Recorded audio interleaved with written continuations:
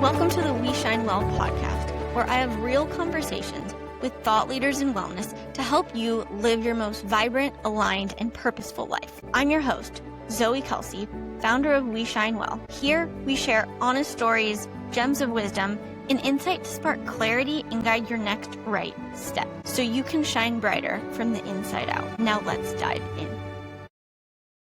Hi friends, today on the We Shine Well podcast, I'm joined by someone's work that is so powerful, Megan Sherer. She's a somatic therapist, author, embodiment mentor who has spent over a decade helping women move from emotional numbness and overregulation into aliveness, self-trust, and deeper love. She blends clinical depth with soulful wisdom, integrating somatic therapy, hypnotherapy, yoga, meditation, and psychology to guide women back to their bodies as their first and truest home.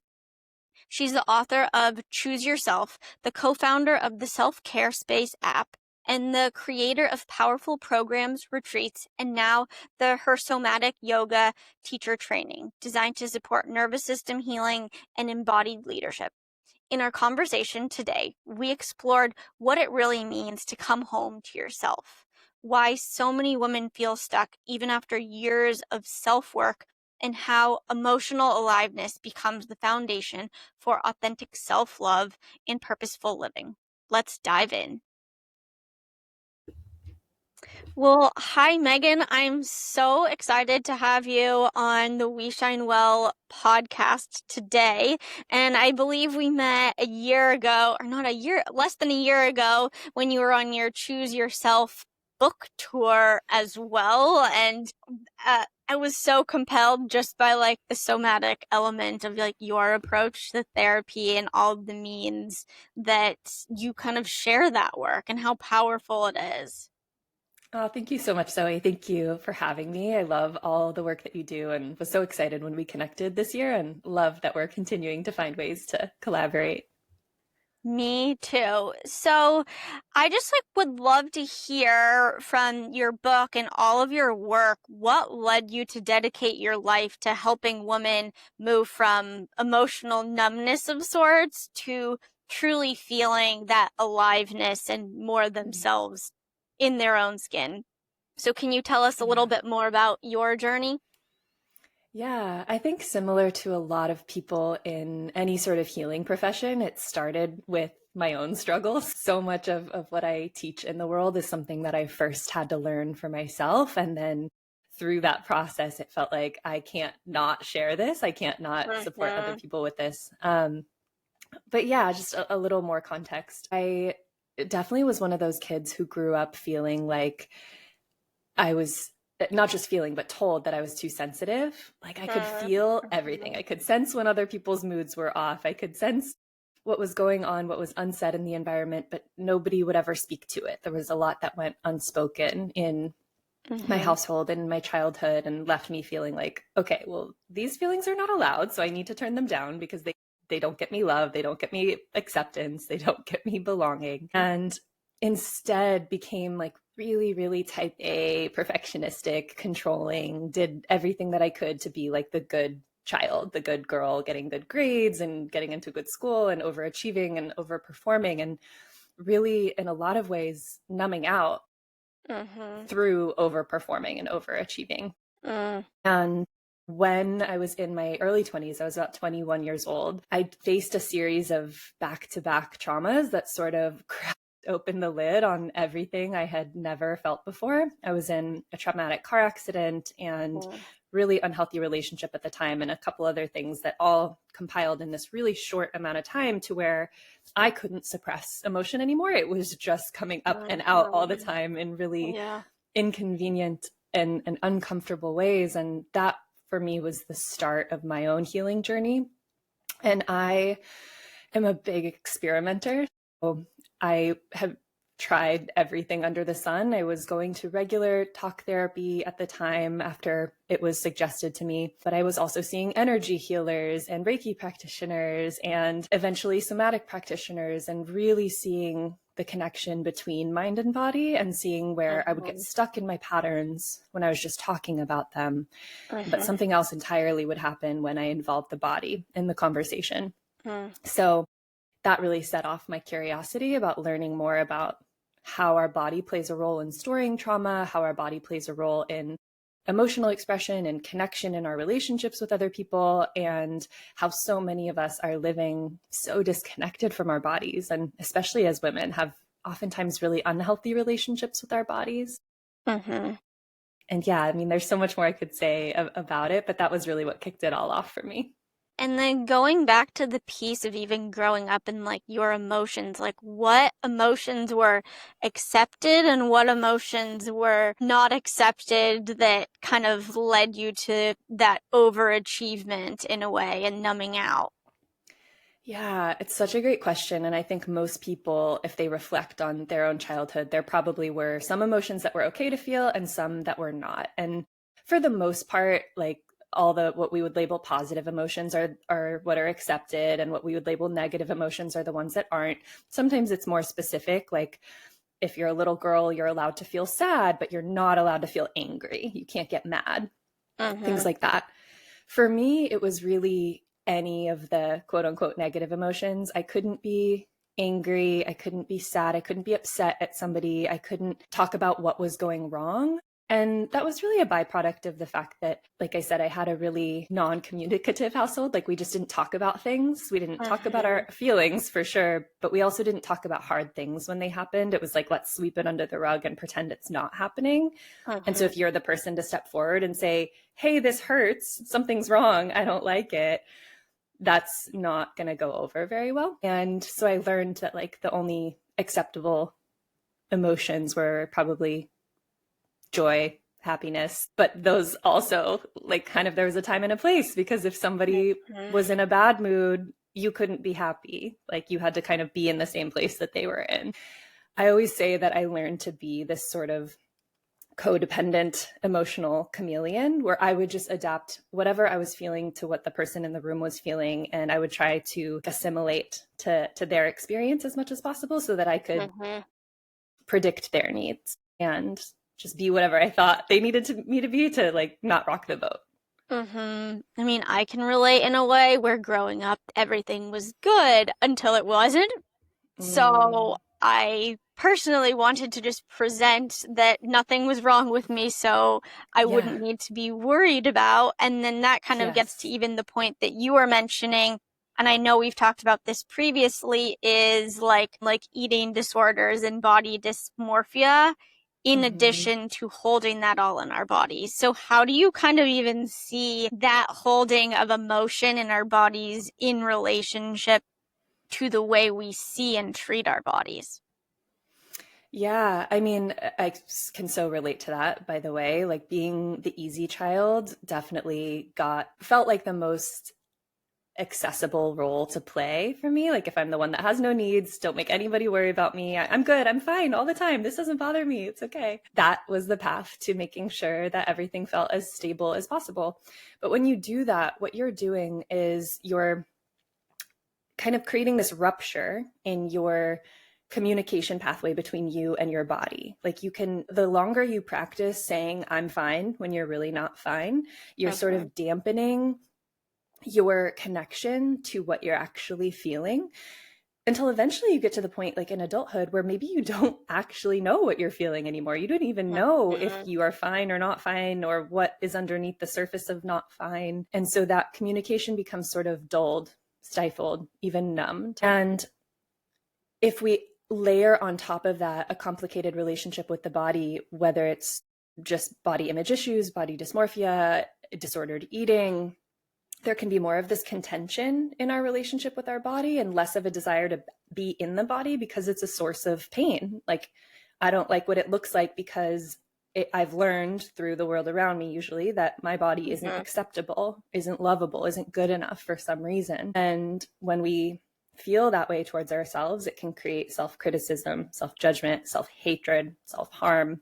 And Mm-hmm. again, it furthers that rupture. Like now I'm not in the body to even know what I'm feeling. And of course, that's going to cause problems in our life and relationships if we're not able to actually sense what it is that we feel, because our feelings often point to our needs, our authentic, genuine needs. And we can't then meet them for ourselves, and we can't express them in relationships. And We then maybe get to a place where we're feeling really unfulfilled or numb or disconnected or overwhelmed and don't know where to start. Mm-hmm. And if somebody listening is coming from a place, if they're like, I don't think I feel like I trust myself or my body, like how can they start to take steps to rebuild that self-trust, like mind, Yeah. body, soul? Yeah. And maybe they don't even realize whether or not they trust themselves. I remember for me, there was a moment after that series of trauma in my early 20s when I was beginning to do really deep inner healing work. I was in this personal development seminar and we were doing this practice that was all about self-trust. And I was like, self-trust? Like, what does that even mean? Trust myself for what? Like, we're supposed to trust other people in relationships, but why do I need to trust myself?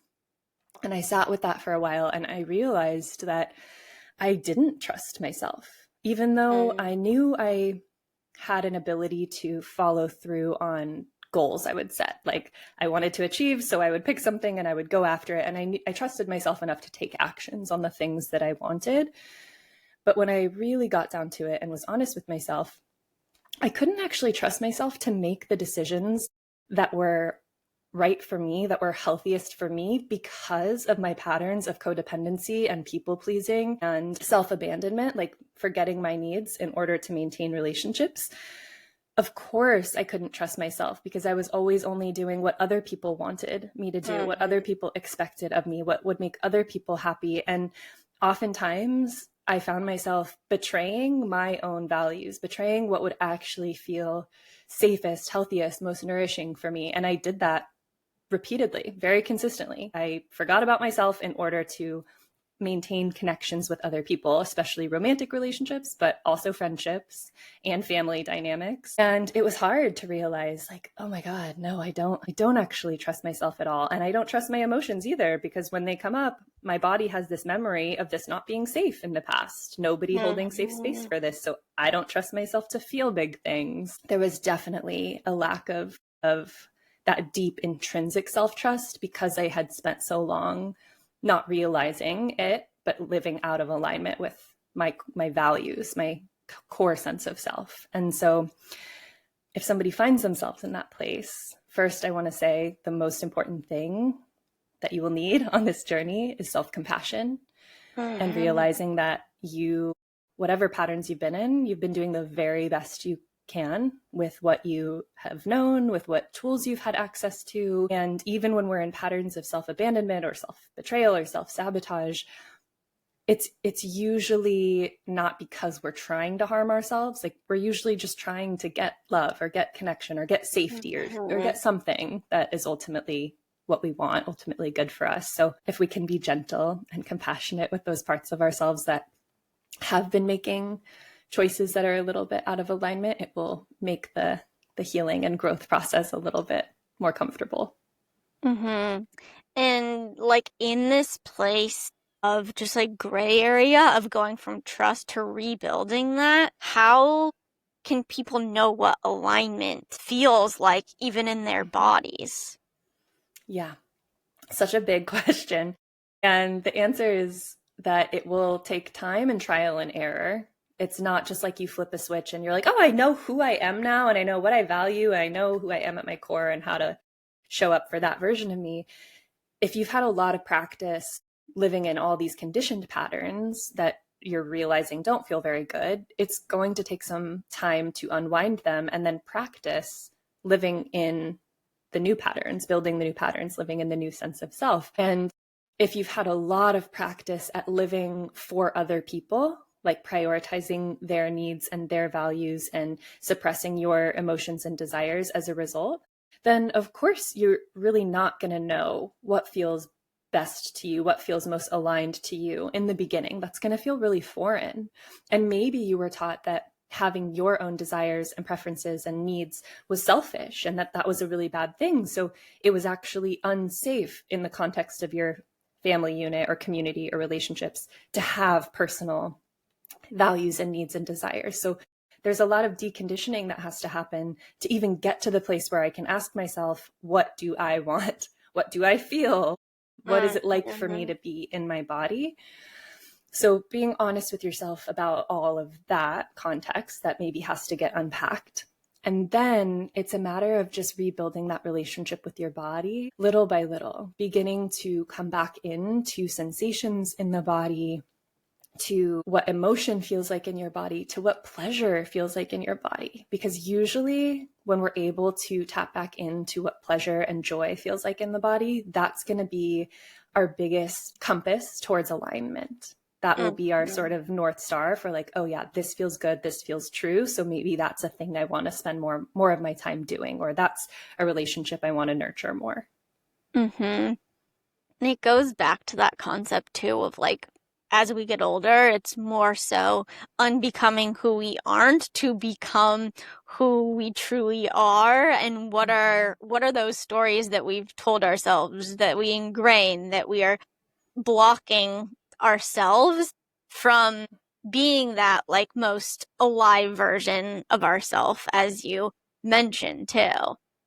Yeah, absolutely. And again, I've kind of alluded to this already, but one of the things that I spend a lot of time looking at in the realm of attachment work. As a somatic therapist, the work that I do is helping people heal their core attachment wounds. And when we're young, when we're babies and toddlers and little kids and even teenagers, the most important thing to us is belonging. Like we have this intrinsic, inherent biological knowing that we need other people in order to survive. We need our parents, our family, our peers, and community to accept us in order for us to survive and thrive as part of the tribe. And so again, most of this is all happening on an unconscious level. We're going to do whatever it takes to prioritize that belonging. And oftentimes, as a result of the family unit or community or culture that we grow up in, we have to trade pieces of our authenticity in order to belong. And that might mean changing how you look, changing your body, changing your appearance, but it also might mean changing your personality and showing up in ways that aren't really authentic to you, but you learned, oh, well, this is what gets me connection. This is what gets me friendship. This is what gets me praise from my parents. And we're going to do that if it helps us belong and fit into those circles. And so, yeah, to your point, then when we become adults and we're like, something about this doesn't feel very good. Why don't I feel like my life is my own? Or why don't I feel like myself? It's usually because we're carrying a lot of that conditioning where we traded our authentic self in order to belong. And we do have to unpack that and find a sense of self that feels more authentic again.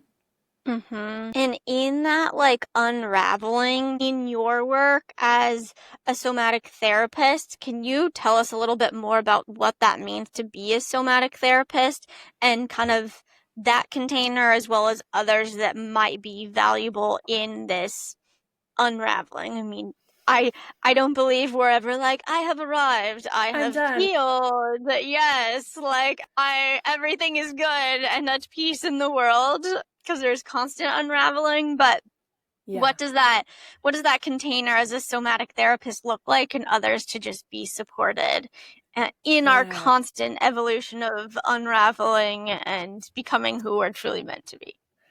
I have a lot to say about all of that.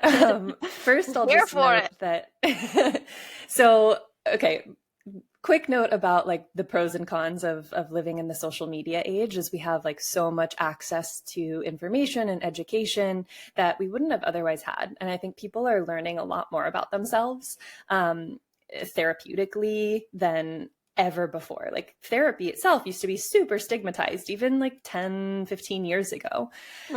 So awesome that we're having these kinds of conversations online. And sometimes there's like trends and buzzwords that get thrown out that we don't really understand or know what they mean. And I think it's helpful to break them down. And this goes for things like attachment styles, nervous system regulation, somatic work. So for anybody who is not familiar or has heard that word but doesn't really know what it means, somatic, the root word of it, soma, means body. And so it's really essentially alluding to any kind of work or modalities that lead with the body's experience, in contrast to traditional talk therapy or psychotherapy, which leads with our cognitive experience, leads with the mind and our beliefs and our thoughts. Somatic work is nothing new, even though it's trending right now. Somatic work has its roots in like ancient, thousands of years old indigenous culture and practices.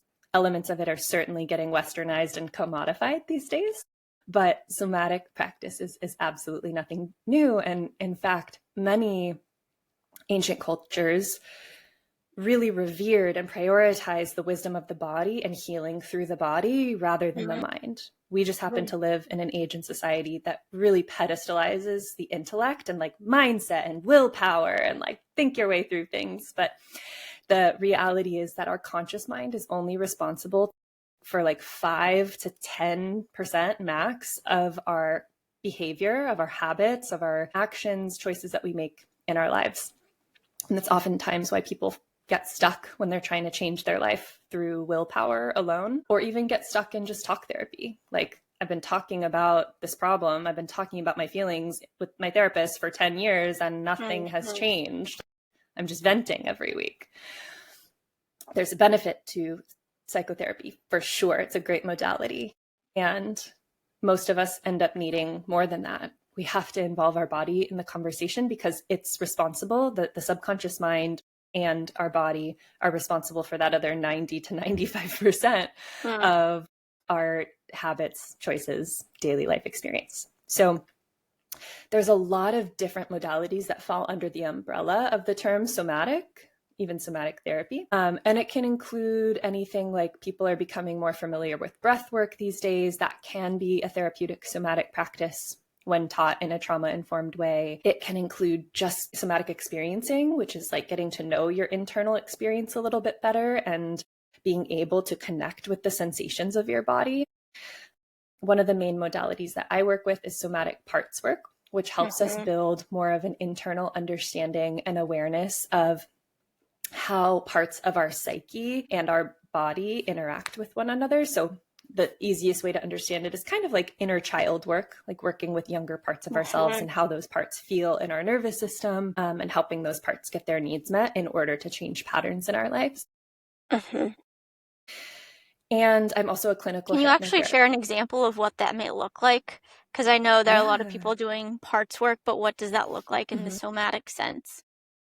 Yeah, so most people are familiar probably with parts work from the lens of IFS, or internal family systems. That's kind of the most well-known variation of parts work, which was founded by Richard Schwartz in the 70s, I believe. Somatic parts work, again, really highlights or centers the body's experience in the conversation. So we're getting to know these internal versions of ourselves, like let's say an inner child version who maybe comes out when you're feeling anxious or insecure. And if we're looking at it from a purely cognitive lens, we would just look at like what thoughts show up when that part shows up. Maybe I start to think really low self-worth thoughts about myself, like I'm not enough, these people don't like me, why do I even try?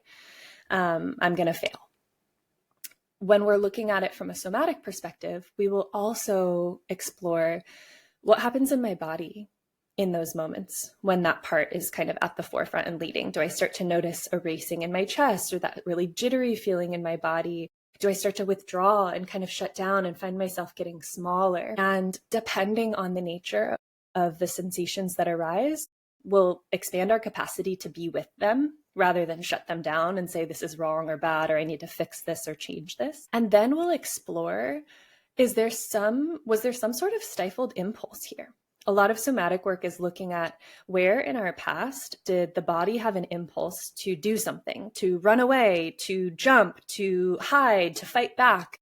And we suppressed it because we live in a society that has very clear expectations of what is and is not acceptable to do with our bodies. Yeah. But when we suppress those needs, that impulse doesn't go anywhere. The impulse doesn't just disappear, I should say, just because we don't follow through on it. It's still, that impulse still lives in the body. So we might find that even many years later, that younger kid part of us wants to move the energy, wants to jump around and shake it around or run or get really small and let ourselves curl up and hide and feel protected and soothed. Any number of things are possible, but a big part of somatic work is learning to trust those natural impulses of the body and let the body express in those ways so that we don't have to hold those patterns of contraction and bracing against the emotion or against the impulse anymore, which is what a lot of us are doing. We're walking around in the world with patterns of pain, chronic tension, neck pain, digestive issues, because the body's still bracing against an old experience. And what does that look like for our bodies to feel safety in that emotion that might be uncomfortable, to rewire that? Yeah.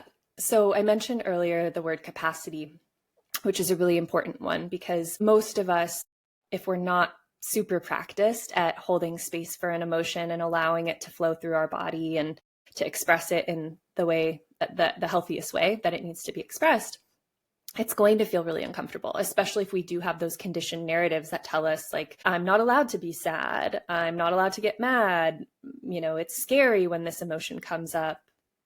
Whatever our conditioning around those specific emotions are, our nervous system is going to perceive it as a threat. It's going to perceive sadness or anger or grief as a threat, and will do whatever it takes to shut it down. And so rather than just saying, oh, I'm just going to let myself be super mad, or I'm going to let myself cry and wail and grieve, that's probably going to re-traumatize the body and the nervous system back into that place of fight or flight. So in this work, there's a couple different terms. So there's titration, which means we're going to expand that window of tolerance for discomfort little by little. We're going to, rather than going from 0 to 60, we're going to go from 0 to 1 and then to 5. And then there's also a term called pendulation, which means we're also creating really safe resources and tools for ourselves, so that if you think of a pendulum, we can swing out of that window of tolerance. So we're uncomfortable. We're intentionally going into pain or discomfort. And then when we are just hitting our limit of this is too much now and I'm super overwhelmed with it, we'll swing back into that zone of comfort through something in our external environment or an internal resource that we've created therapeutically together, so that we're not totally blowing out our system, but we're creating more space for the big emotion. Does that make sense? Yeah. And as an example, would this look like kind of in setting boundaries? It could be something as small as having telling the male person that my mail needs to be taken outside of the gate versus inside of the gate, and then building up to having one of those hard conversations. Yeah, absolutely. And boundaries can be a really hard one. And also sense of identity, sense of self and preferences can be a hard one, especially for women. We've talked about that pattern of falling into being that chameleon. If you become the one who's whatever you want to do, where do you want to go eat? Whatever you want is what I want, kind of thing. Practicing having small preferences. So when you're going out to lunch with a friend, saying, I want to go to this place, rather than waiting to see what they want and just accepting that, even if it's not what you really want. And then little by little getting to the place where you can ask for bigger needs to be met in your relationships. But we can start small and feel the discomfort of I said I wanted to go to this place and I thought it might upset them. And then they were actually okay with it. So now my system is learning that that's okay to have a need. Yeah. I mean, that's powerful. And I can even relate to the somatic element of it as well. Of I've been to so much talk therapy, but not until realizing a few years ago, until reading The Body Keeps the Score and going to breath work, did I realize how much tension I was physically holding and literally raveled up in my body, and power of just that release too. And you talk about how emotions are not your thoughts, and those are those physiological impulses as well. And when you think about it that way, it just makes more sense of even the word emotion, of having motion in it as well. Exactly. And then it makes sense why being in our bodies and creating movement and motion in the body would be a natural extension and expression of emotion. But we try to think our way through it instead. And what are some of these symptoms that you've seen come up in your practice, physically, from people just storing and holding so much in their body? And maybe an example of transformation through feeling those emotions. Yeah, I mean, I think we can look at a few different categories. So There can be emotional symptoms like numbness. That's often the biggest one that I see, people coming in feeling like everything is, the dial is sort of turned down on everything, and it's hard to identify what they're feeling at all or to feel anything. And then the more they do get into their bodies, they're able to identify like, whoa, okay, that's what I feel about that. I actually, like, there I am. There's this sense of like, I exist and I feel something. There's like more aliveness in it, even if what they're feeling is heavy, like grief or sadness or anger. On the other end of that spectrum, there can also be a sense of emotional overwhelm of like, I don't know how to safely be with an emotion like anger, let's say, without letting it just completely overtake me.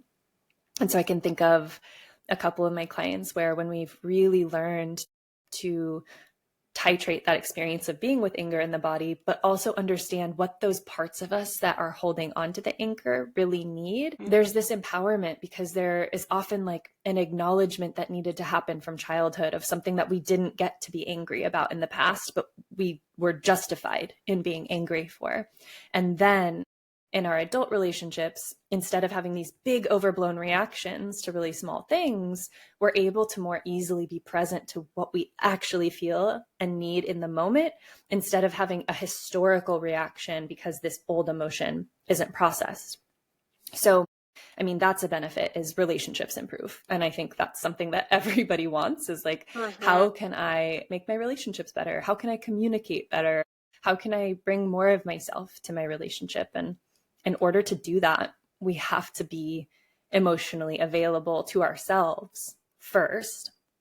So that's on the emotional side of things. On the physical side of things, it's pretty crazy what can happen. Patterns of chronic pain or unexplained chronic illness, like if there's just a symptom that you've had forever and no doctor can like help you with it, like maybe you've had digestive issues forever and you were diagnosed with IBS or something, but nothing ever really helped, it never really got better, you just have these chronic digestive issues, or chronic headaches, migraines that are nothing, again, medication doesn't help, like there's no root cause that any doctor has ever been able to help you with.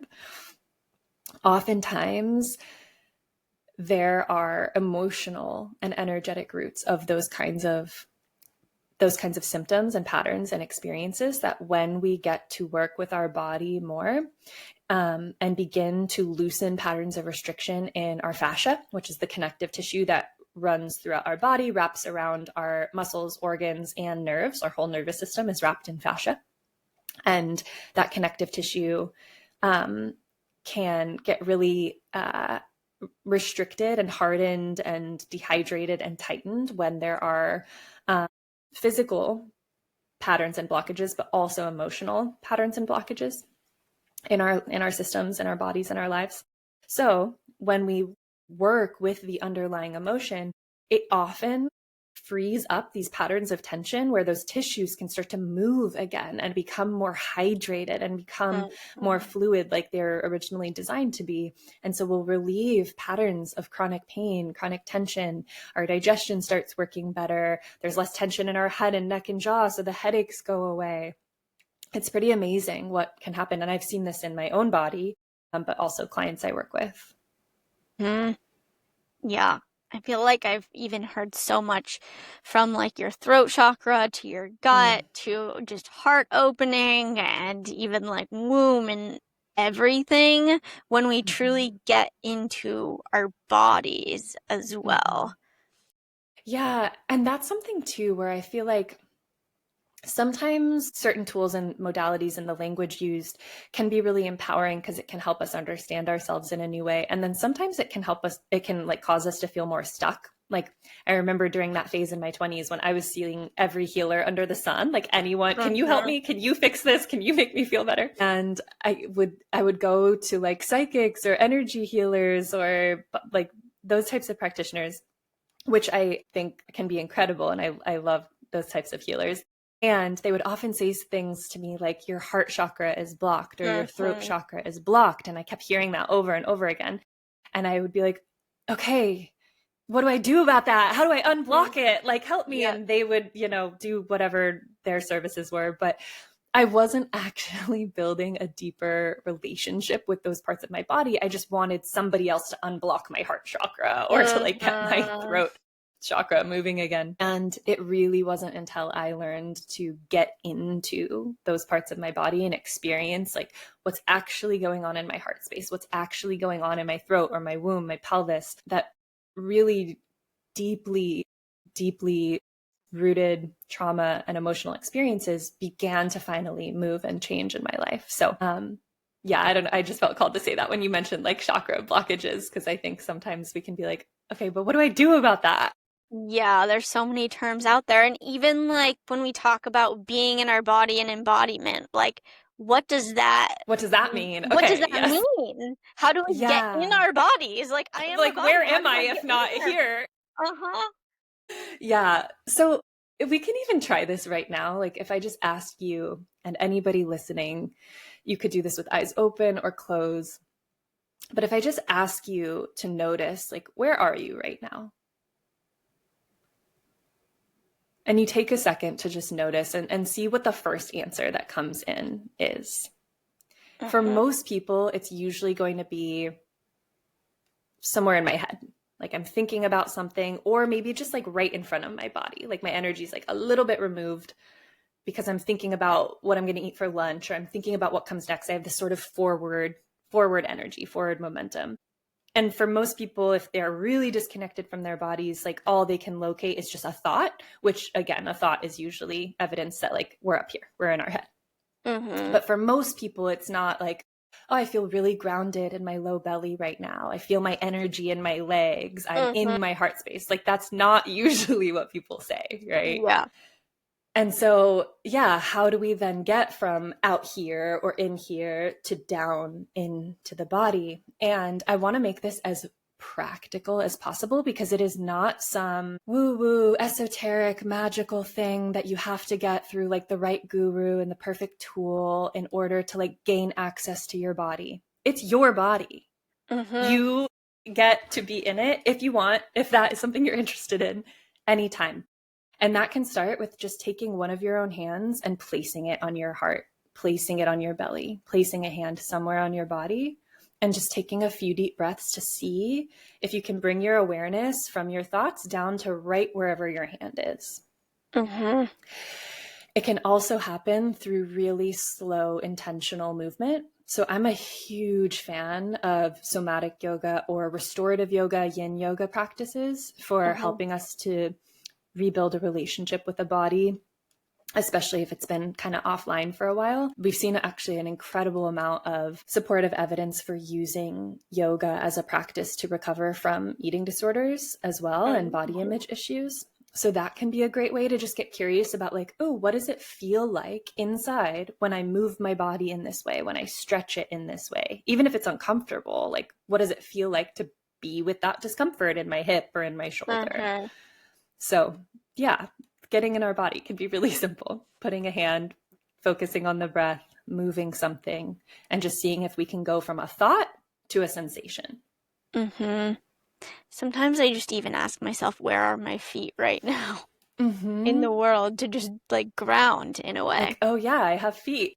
Yeah, where on this Where world are they? it's orbiting am I? Yeah. And also just like remembering that we have 5 incredible senses.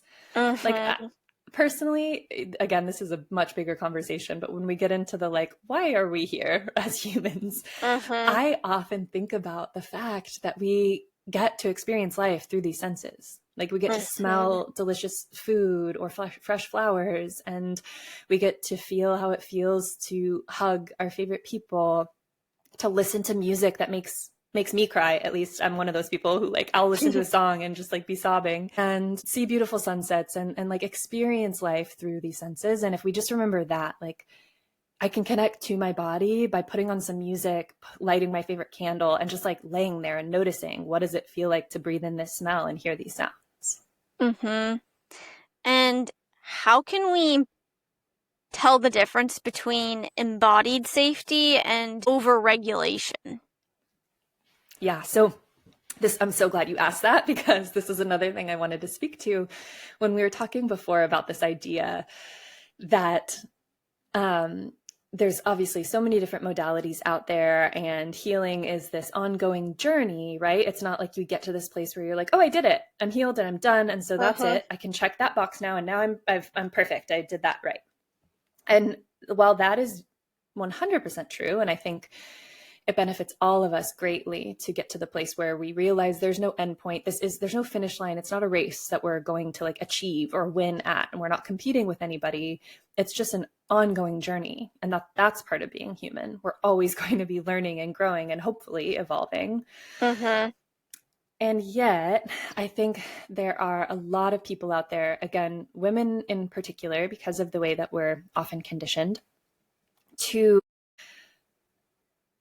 always be like trying to pursue some goal to achieve something in order to feel like we're good enough. And I think it can be really tempting to feel like if we just do all the things, all the healing tools, all the modalities, then we will finally be doing it right. We will be good enough. We'll get the results that we want. And again, I think it can be really tempting to like look for the silver bullet, like look for the next big thing that's going to like fix my problem, regulate my nervous system, make my emotions go away. And we can get caught in this trap of just like stacking quote unquote healing tools, regulation tools on top of each other until we're at the point where now I have like a 27-step morning routine and like a million different things I need to do in order to stay regulated.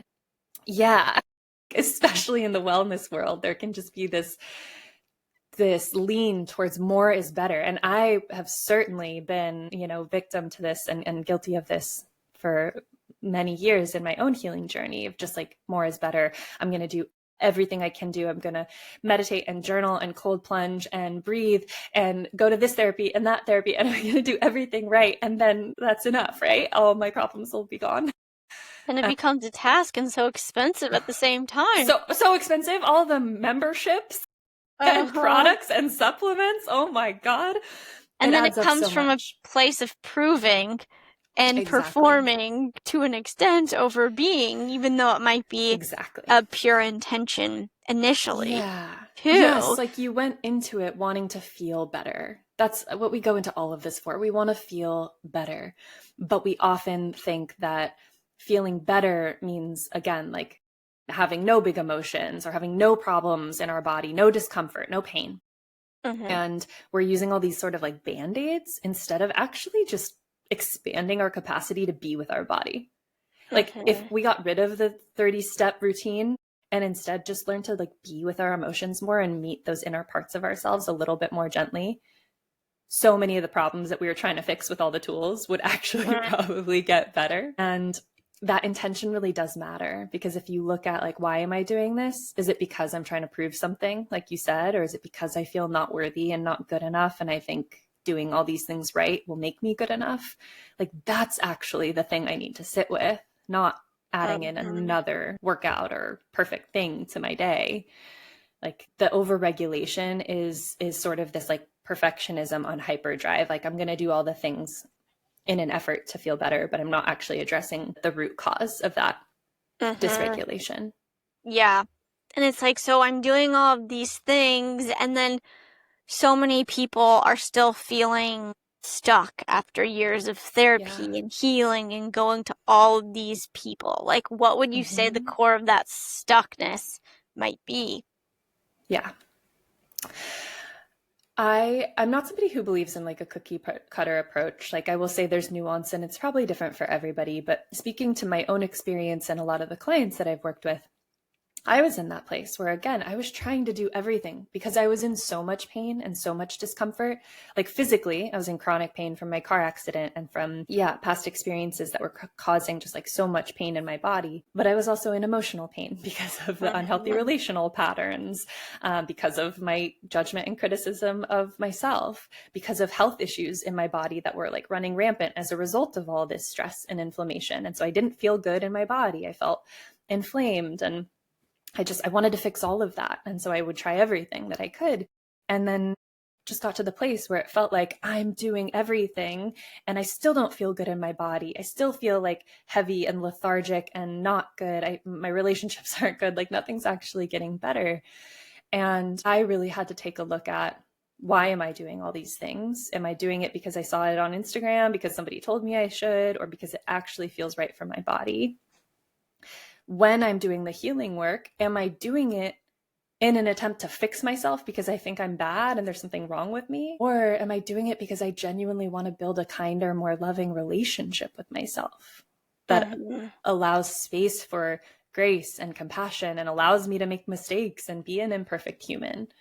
That was a really big transition that I had to make doing my own healing work, and even changing, like, there was a period of time where I had to change like how I worked out, change how I related to my physical body, going from like drill sergeant mode to like just being kinder, gentler, softer, taking my foot off the gas and just getting more curious about what I was feeling rather than constantly trying to change and fix something about myself. And I think probably for a lot of people listening, if they can relate to that, like, I've been doing everything and nothing's working, taking your foot off the gas is probably going to help. It's also probably going to bring up a lot of fear and anxiety. And learning to be with that too will also really help you get to the root of like why you felt like you needed to do this in the first place. And I think you touched on a point that's so powerful too, that's related to nervous system regulation, is taking your foot off the gas. And like and even in a very masculine world, woman not being as in tune, I mean, I can even relate, is being as in tune with that softness and that feminine. And like, what does that look like to take your foot off the gas pedal? Because some people might not even know. And like, is there even a simple audit that we can think about to be like, okay, these are areas in my life I'm doing what is expected, what is linear, what is good, versus truly in attunement with myself? Yeah. Oh, such a great question. And I think I'll speak for just a moment too to some really important nuance here, because we have talked about like women versus men, and this actually is a very important distinction to understand in the realm of nervous system regulation. The male and female nervous systems actually do have significant differences. So although we are all humans and human bodies with nervous systems, men and women have different anatomy and physiology. And most people know that men and women have very different hormonal cycles, right? Women have what's called an infradian rhythm, which is our 28-ish day hormonal cycle that we operate on. And that greatly impacts how our nervous system regulates in the world compared to a male nervous system. And there's actually different neurotransmitters that are the primary regulators for each. So for men, the primary regulator is dopamine, which is like the reward hormone. When we achieve things and check things off our lists and get things done, we create more dopamine, and it kind of creates this like feel good effect. And for men, that's very regulating to their nervous systems. For women, our primary regulator is oxytocin, which is the bonding hormone. It's the neurotransmitter responsible for feelings of connection and safety. And it's created through physical connection, physical touch, community, self-touch, self-soothing. And that is what grounds us most. And I think the problem that we're seeing right now in this sort of trend of hyper over-regulation is that there's a lot of women trying to do all of these dopamine causing regulation practices like cold plunging, like breath work, that really have been studied on male physiology and are not that they're bad for us, but they're not like our primary ways to regulate, especially depending on like where we're at in our cycle or our hormonal phase of life as a woman. And if we're thinking about this idea of like taking our foot off of the gas for a moment, you can think about like, stopping all the doing, all the dopamine producing doing, and noticing where can I soften and create more of a sense of pleasure in my body. As a woman, pleasure, not like sexual pleasure, although that's great, but like the pleasure of wrapping a cozy blanket around you, of sipping your favorite tea, of moving slowly and mindfully. these are things that bring a sense of safety to our nervous system. And I think a lot of women just don't feel they have permission to do less because we've been so conditioned in this narrative of like hustle culture and boss babe mentality. And I need to do more in order to like achieve and perform and be good enough. And oftentimes the opposite is true. Like we have way more energy and capacity available to us when we learn to live with the cycles and rhythms of our unique body and to those feelings that we need of connection, touch, of intimacy, of closeness, of pleasure, of joy. Like that's actually going to give us way more access to what we need. And all the other stuff is a bonus. Like if you like the other regulation tools, use them, but not as like a checklist in order to like do it right. Does that make sense? That distinction? Yeah. And for somebody who is even stressed thinking about the thought of slowing down, maybe this is their permission slip to do so. Yeah. I know I always need one, Yeah. but what do you recommend in that situation? Yeah, I'll say just so that you don't feel alone, anybody who feels that way. I've had so many women come to me, and when we talk about this, they'll share the authentic fear that like if I stop doing what I'm doing, if I slow down, something like I'll become lazy, then I'll gain weight, then I won't achieve my goals, then like some bad thing will happen because I slowed down and I wasn't doing enough. And we want to acknowledge that first, that like we've all got these fears of not being enough, of feeling like doing more is always the answer. And this is where the modality of somatic parts work comes in. So we want to understand that that's a protective part. That part of us who's trying so hard to perform and achieve just wants us to have something. Maybe it's connection, maybe it's success, maybe it's safety, stability. That part of us is just trying to get us to that end goal. And that's really sweet. That part is trying so hard to protect us. And it's often a younger part. When we can work with that part to help it understand, like, okay, we share the same goal. Like, I want good things in my life too. I want love and I want success. Like, I want all of this. And maybe there's actually a more sustainable way to get there. Maybe we can get there without burning ourselves out. Maybe we could get there and feel good along the way. And if that's possible, could we just try this? Like, you're actually speaking to that part of you that's really scared to slow down. You're speaking to that part internally and saying like, what if we just try this as an experiment? I'm not going to slow down forever and become like a lazy slob who does nothing ever again. But like, let's just try this for a week or two and see how it feels. And if it's awful, it's terrible, we can go back to doing it the way we were before. Sometimes that can create a little bit more permission to just see like, okay, I'll treat this like an experiment and see what I can learn from it. Yeah, I like the perspective of the experimentation kind of as a safety net too. Of like, this doesn't have to be forever jumping off of a cliff, but even kind of a ledge too. Yeah. And looking to other women who maybe like have something that you're going after in life, like the concept of an expander, and seeing stories of other women who maybe have a lifestyle that is not as crazy and they have the things you want, or they are playful and like silly and joyful and they have the kind of relationship that you want, or whatever the case might be, to see that, okay, I don't have to be this drill sergeant on myself all the time in order to get to where I want to go. And to that point, what role do you see communication playing in healing? Especially as you mentioned, like with ourselves and like women in community, but also like with partners and men in our life, knowing the different ways our nervous system is regulated.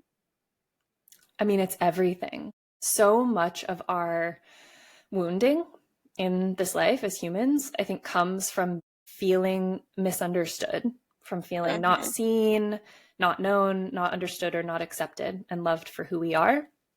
And the better that we can get at understanding what we feel and what we need and what's going on internally for us, rather than just acting out in old patterns, the better then we can, talk about that with our friends and realize like they're going through the same things. And so, okay, now this is at least normalized and I don't feel like crazy or like I'm the only one. And that's super healing and validating.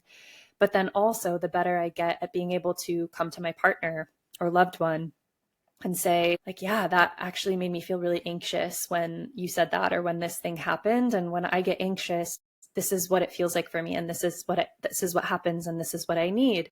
And we're basically giving them a roadmap to love us better. And we're also giving them permission to do the same. Ultimately, like, the people who love us want to love us well.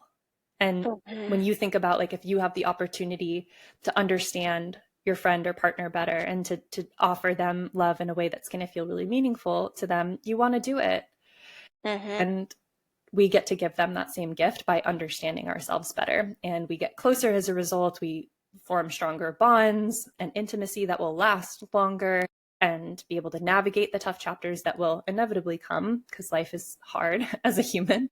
And I think that's everything. If we're able to, like, really, really feel deeply, and to be able to be in community with people while we feel, and be in relationship and still feel loved and accepted when we're having our big feelings, like, that's usually the thing that was missing from our past that led to all the patterns in the first place. So it's incredibly reparative. Yeah, even from experience, I feel like there's something about group therapy and coaching and retreats that's just expedited healing in a way, because you just drop into that depth of vulnerability. Yes. Oh my God. I remember my first group therapy setting that I participated in. I was terrified because I was so shy, painfully shy, and also, like you said in the beginning, I wanted to be perceived as having it all together. Like, I'm fine. I don't have any problems. I'm good. Don't worry about me. So having to, like, be vulnerable in front of other people, I wanted to, like, crawl into a hole and die. And then it ended up being such a healing, cathartic experience. And I see that too in my own group programs. I run a few women's groups every year, and there's usually 80% of the women come into these groups and retreats feeling so scared about being seen and being vulnerable. And then they leave feeling like, oh my God, I'm not alone. And I didn't know how much I needed this. It's so healing. Yeah. So what is one truth or reminder you want our listeners to take with them today coming out of this conversation? Oh, okay. Just one. That's so hard. You can share a couple if you'd like. Okay. Okay. I mean, in regards to emotions, I will say that what you really, really want in life is most likely on the other side of something that you have been resisting feeling. If you let yourself feel the things, you're going to get access to more of the life that you want. I've seen it time and time again. That's number one. And because I work so often with love and relationships, and people feeling like it's really hard to get the love they want and to feel chosen and to feel good enough, something that I always say, because it's such an important reminder for those of us who are striving to get love and chase connection outside of ourselves, is to please always remember that love is not something that you earn. Love is just who you are. It's something that's already inside of you. And we just have to remember how to access it. Thank you. And where can listeners connect with you, learn from you, and join your programs and offerings? I am in a lot of places online. My website and Instagram are where you can get the most up-to-date information about my programs and retreats and everything. And both of those are just my full name. So megansherer.com and Megan Sherer on Instagram. But I do also have a TikTok where I share lots of videos. I have a Substack that I write essays on every week. I have a podcast and lots of other goodies and resources. So those are the best places to go and find all the things. All the channels. Well, thank you so much for taking this time, sharing your gems of wisdom and insight with our community, and we'll share this soon. Thank you so much, Zoe. I loved this conversation and was so happy to be here. Thank you. Me too. Thank you for tuning in to the We Shine Well podcast. If today's conversation lit something up in you, I'd love for you to share it with a friend, leave us a review, and dive deeper each week by subscribing to our Substack in the show notes to interact with guests and discover more resources to expand you. Until next time, keep trusting your right next step and keep shining, my friend.